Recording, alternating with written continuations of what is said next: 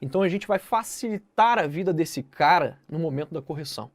Na hora de colocar as informações no texto, de estruturar as informações, na hora de estabelecer os períodos, na hora de se comunicar com esse cara. Tudo isso vai ser muito importante. Pensando nisso, eu criei a DDD de número 1, cuja palavra-chave é facilitação. Você redige o texto, elabora o texto, estrutura o texto de maneira a facilitar o trabalho do examinador.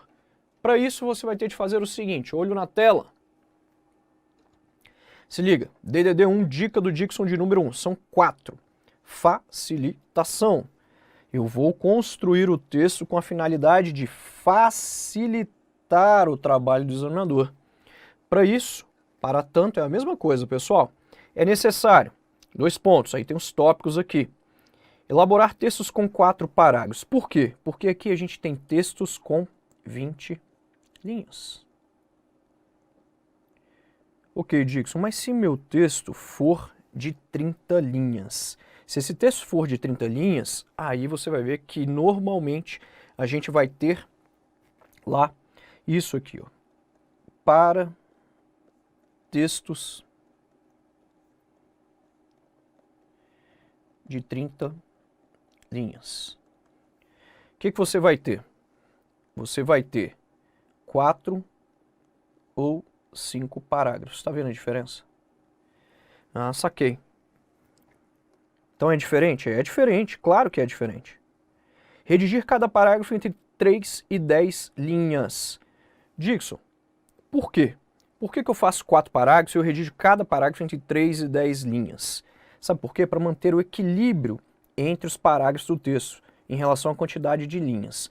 4 parágrafos para um texto de 20 linhas é o melhor cenário. Ah, eu quero fazer 5. Cara, para 20 linhas não dá. Vão ficar parágrafos muito pequenininhos. Não é interessante, não é. É interessante que você elabore 4 parágrafos. E por que não 3? Porque aí você teria um parágrafo de introdução, um de desenvolvimento e um de conclusão. E você não pode ter apenas um parágrafo de desenvolvimento. É pouco. Ah, mas tal professor indicou que eu fizesse isso. Não é indicado que você tenha apenas um único tópico no desenvolvimento, um único parágrafo para desenvolvimento. Eu sou obrigado a apresentar a introdução e conclusão? Sim, você vai ver que você é nessa prova da FGV, ela exige isso em textos dissertativos argumentativos. Saquei. Então vou fazer isso, Dixon, claro. É para você fazer desse jeito aqui.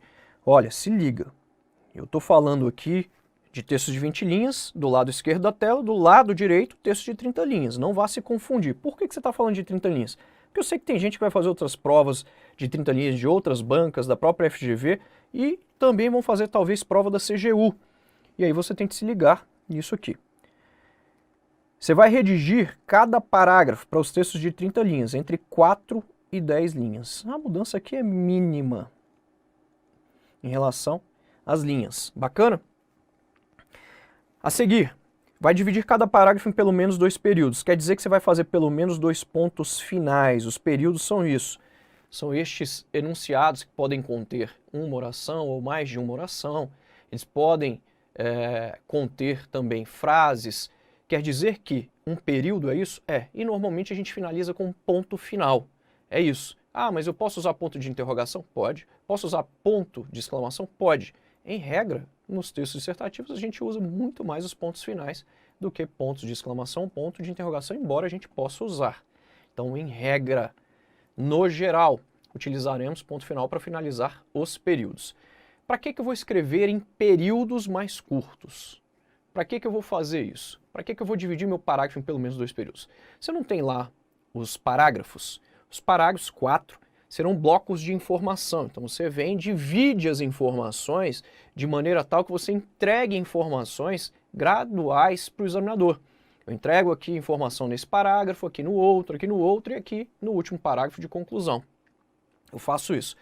No interior de cada parágrafo, então os parágrafos servem para estruturar melhor o texto, para você dividir os tópicos sobre o assunto. E como eu vou melhorar a estrutura de cada um dos parágrafos? No interior dos parágrafos, você vai dividir cada parágrafo em pelo menos 2 períodos, vai fazer 2 pontos finais em pelo menos em cada um dos parágrafos. Isso serve para você se comunicar de forma mais direta, mais objetiva, mais clara. Períodos mais curtos implicam orações, implicam informações mais objetivas, informações mais claras. Períodos muito longos, muito extensos, provavelmente o candidato vai se perder naquele período. Possivelmente vai acontecer isso. Ou ainda, aquele período pode ficar confuso.